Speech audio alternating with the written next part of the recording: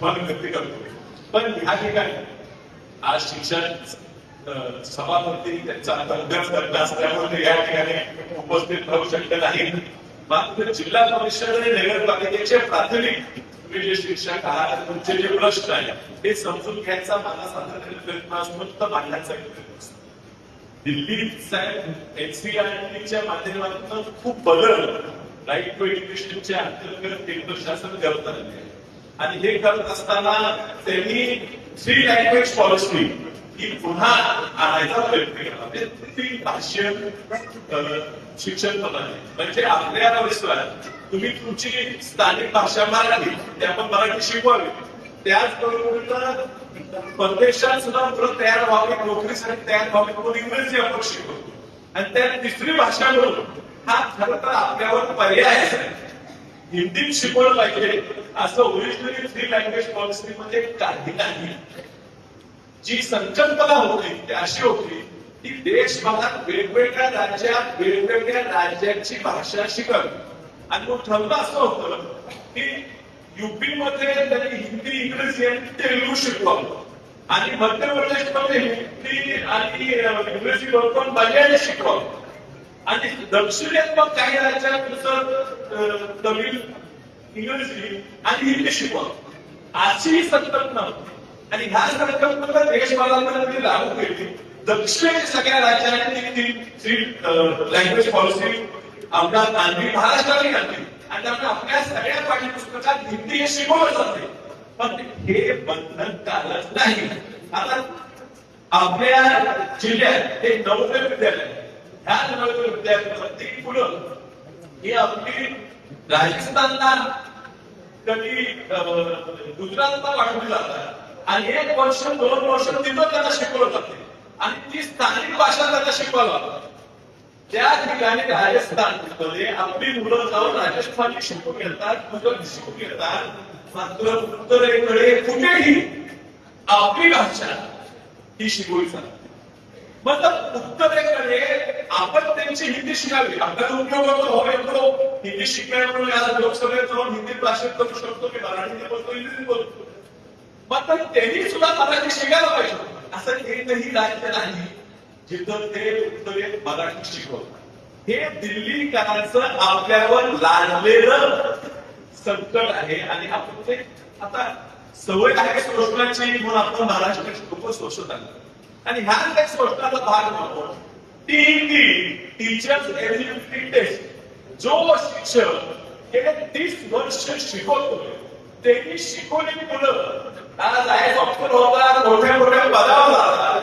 त्या शिक्षकाला आज सांगण्यात आलेलं आहे की तू शिकवायला पात्र आहेस का याच्यासाठी परीक्षा दे. आता ती परीक्षा कुठली तसं सुप्रीम कोर्टाने कुठलाही उल्लेख केलेला नाही सर. आणि म्हणून शिक्षण जे आहे ते सुरुवातीला स्टेट लिस्ट मध्ये होतं म्हणजे राज्य त्याच्यावर निर्णय घ्यायचं.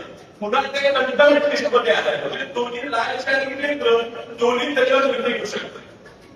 सुप्रीम कोर्टाने सांगितलेलं आहे परीक्षा घ्या. ती कुठली परीक्षा घ्या सांगितलेलं नाही. आपल्याला जो 21 वर्षाचा मुलगा शिक्षक होण्यासाठी परीक्षा देतो तो क्लासेस लावतो 4-4 वर्ष तीच अभ्यास करतो 3 जो परीक्षा देईल त्याच परीक्षा ह्या पोराने आता ह्या वयस्क माणसाने पास केलं.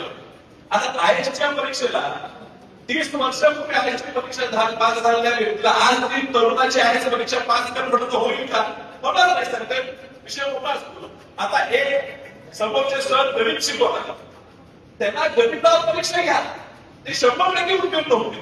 पण आता जे गेले 30 वर्ष गणित शिकवतात त्यांना आता तुम्ही सांगता भूगोलाचा अभ्यास करून परीक्षा दे. आणि तुम्हाला केंद्राचा मुद्दा आहे हो केंद्राचा प्रयत्न आम्ही करतोय आमचा प्रेशर गव्हर्नमेंट आहे पण राज्य शासन कुठली परीक्षा घ्यावी टीईटी साठी जे सेवेत आहेत त्यांच्यासाठी वेगळी परीक्षा तुम्हाला सोपी करायला समजत नाही पण स्पेसिफिक एज्युकेशन काय जो फिजिकल एज्युकेशन शिकवणार आहे त्याला फिजिकल एज्युकेशन फक्त प्रश्न द्या तो 100% पास. पण जनरल एज्युकेशन ही तंत्र शक्य नाही आणि म्हणून राज्यात ह्या पुढाकार घ्यावा. शिक्षकांचे खूप महत्वाचे प्रश्न असतात, बदली झाल्यानंतर त्रास असतो, असे खूप प्रश्न आहेत आणि समजून घ्यायचा प्रयत्न करत असताना केंद्रात या विषयासाठी जे काय पाठपुरावा लागेल तो निश्चित करणार आहे. कारण आमचं भविष्य हे तुमच्या हातात आहे याची आम्हाला जाणीव आहे. आणि सर्वसाधारण बहुजन समाजातील लोक आज आमच्या पुढच्या पिढीला शिकवत आहेत ह्याबद्दल एक समाधान. वसंतदादा ज्यावेळी पहिला मुख्यमंत्री झाले त्यावेळी त्यांच्या समोरच त्यांनी कुठेतरी विचारलं, दादा सगळी सत्ता आता आपल्या हातात आहे. त्याला उत्तर देताना असं म्हणते, सत्ता नाही, मंत्रालय आपल्या हातात. अजूनही सचिवालय सामान्य माणसाच्या हातात आलं नाही, अजूनही न्यायालय आपल्या हातात आलं नाही आणि अजूनही शिक्षण व्यवस्था ही आपल्या हातात आलं नाही. काही विशिष्टच लोक तिथं राज्य करतात आणि त्या वसंतदादांच्या काळापासून आता अगदी त्रिपुरा चव्हाण काळामध्ये ही व्यवस्था बदलायचं काम हे पुरोगामी काँग्रेस, राष्ट्रवादी काँग्रेसने केलं आणि तळागाळापर्यंत अगदी हायकोर्ट, सुप्रीम कोर्ट आणि जगापर्यंत आपली मराठी माणसं त्या ठिकाणी पोहोचली. तुम्ही आता गेल्या 10 वर्षाचा जर पाहिला, पुन्हा एकदा या सर्व शिक्षण व्यवस्था, अर्थव्यवस्था, सचिवालय, न्यायालय तर पुन्हा भूजन कसे कमी होतील आणि विशिष्ट वर्ग कसा उचलेल याचा प्रयत्न सातत्याने चालू आहे. आणि म्हणून तुम्ही जेवढी आमची भोजनाची मुलं शिकवाल त्यांना चांगले विचार द्या, पुरोगामी विचार द्या, ती पुढची पिढी त्या ठिकाणी हायकोर्टात, सुप्रीम कोर्टात, मोठ्या मोठ्या आयएसच्या ठिकाणी जाणार आहे. आणि मग तुमचे जे प्रश्न असतील ते भविष्याच्या पिढीचे प्रश्न समजून पूर्ण ताकदीने आम्ही सोडणार आहे. ही या ठिकाणी तुम्हाला मिळतो.